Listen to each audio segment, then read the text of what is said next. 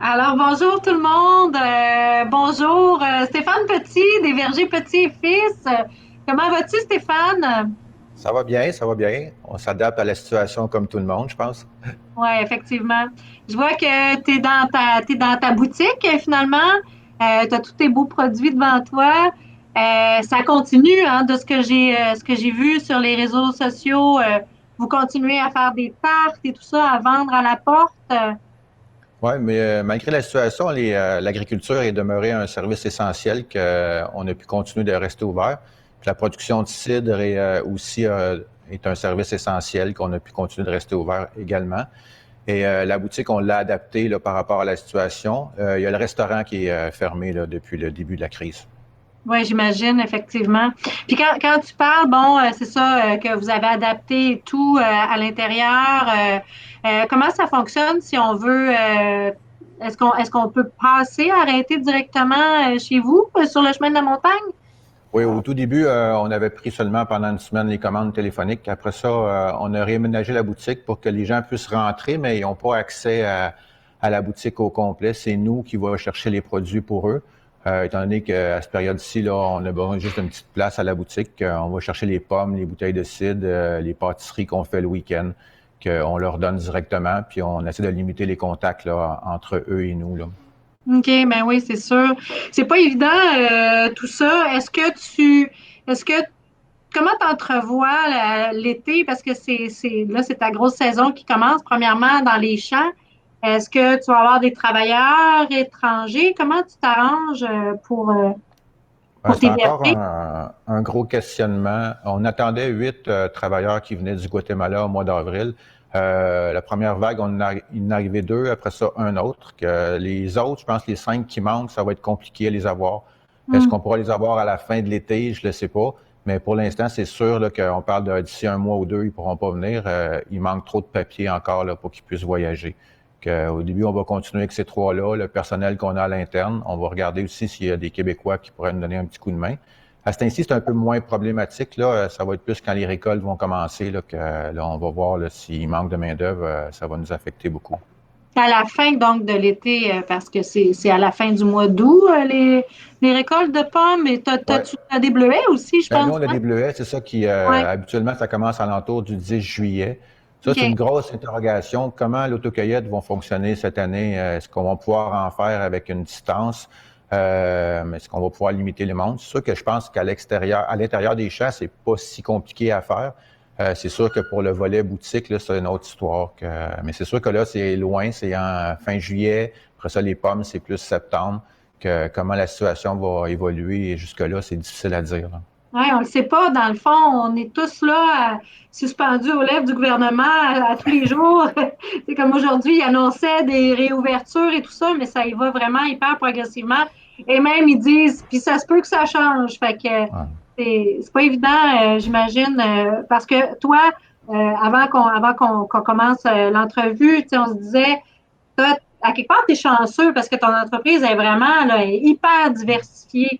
Fait que j'imagine, oui, tu sens un impact et tout ça, mais peut-être moins que d'autres qui sont pas aussi autant diversifiés. Donc, toi, comme autre volet, tu fais du cidre présentement. Ça n'a pas arrêté, ça. Tu continues à vendre ton cidre. Est-ce que tu fournis encore la cage au sport? Je pense que tu avais commencé un beau projet avec eux l'année dernière, si ma mémoire est bonne. Oui, juste avant d'aller sur les produits, on se considère chanceux comparé à bien d'autres entreprises. C'est juste pour le volet agricole, si on parle des cabanes à sucre qui n'ont pas pu rien faire, ça nous faisait de la peine là, quand on pensait à leur situation.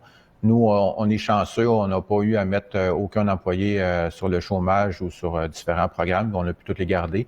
La Wow. production a réduit quand même.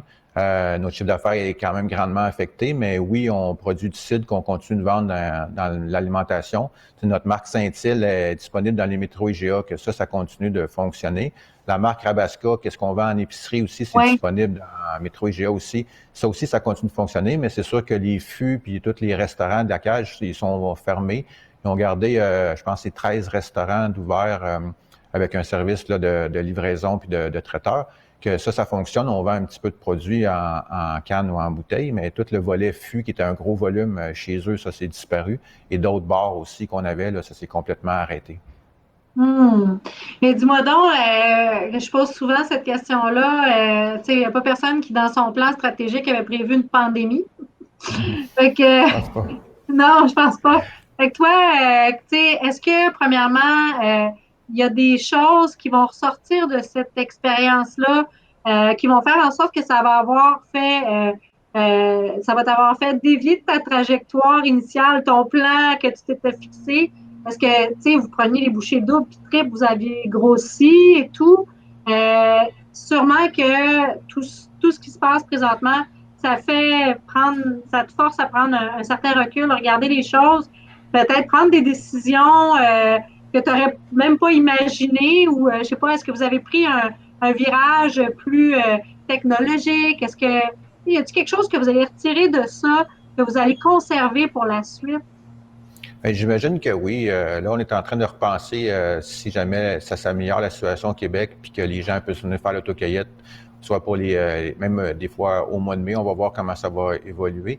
On est en train de regarder un aménagement de la boutique, comment qui pourrait avoir un circuit que les gens feraient, qui garderait une distance, qui passerait juste une fois à chaque endroit. Après ça, ils pourraient sortir. Peut-être que ce volet-là va être intéressant en période de pointe qu'on va pouvoir conserver. Pour le numérique, oui, on améliore les technologies de plus en plus. Là, on va lancer un site transactionnel probablement pour le week-end au 1er mai. Ah oui, OK. Ouais.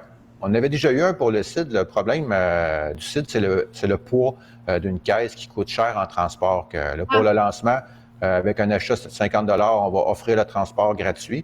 Par la suite, on va s'adapter à la situation, comment ça va aller, ça vaut-il la peine de partir un service de livraison, ça vaut-il la peine de continuer avec un volume minimum pour pouvoir offrir la livraison gratuite.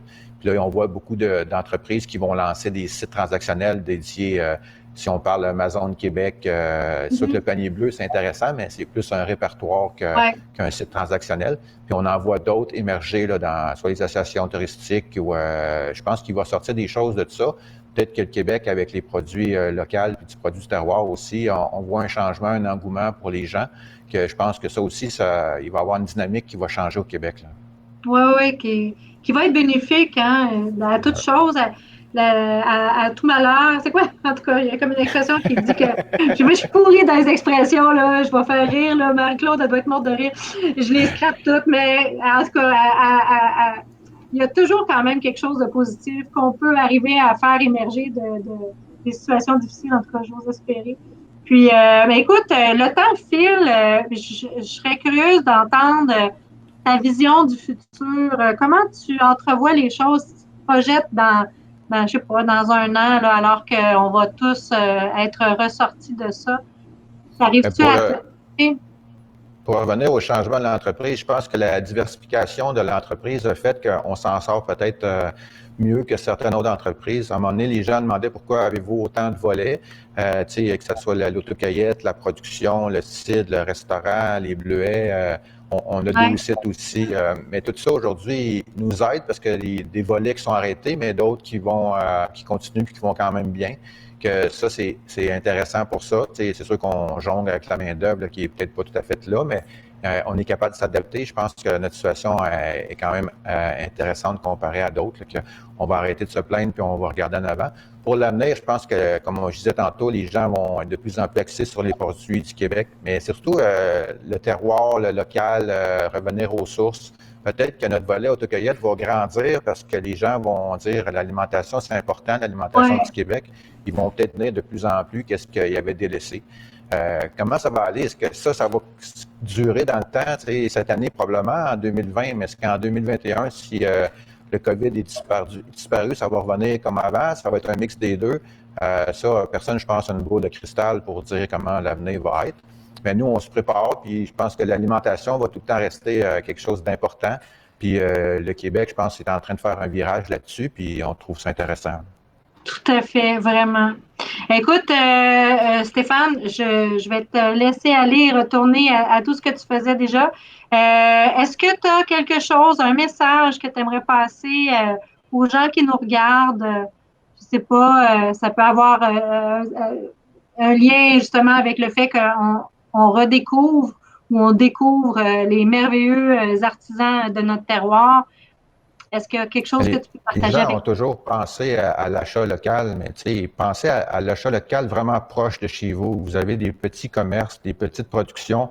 Des fois, ça ne donne rien d'aller à l'autre bout du Québec. C'est si chaque région s'encourage, puis après ça, on encourage le Québec au complet. Mais je pense que tout le monde va en sortir gagnant en même temps. Mais c'est une situation pas facile pour personne. Il y en a qui l'ont plus difficile que d'autres, que lâchez pas, puis on finit par passer au travail.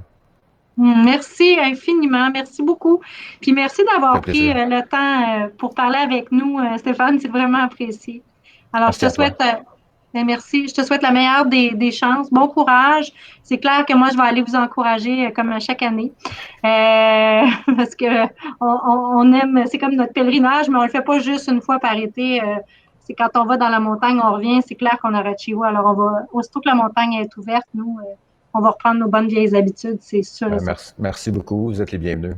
Je t'encourage, puis bonne chance, bon été. Merci.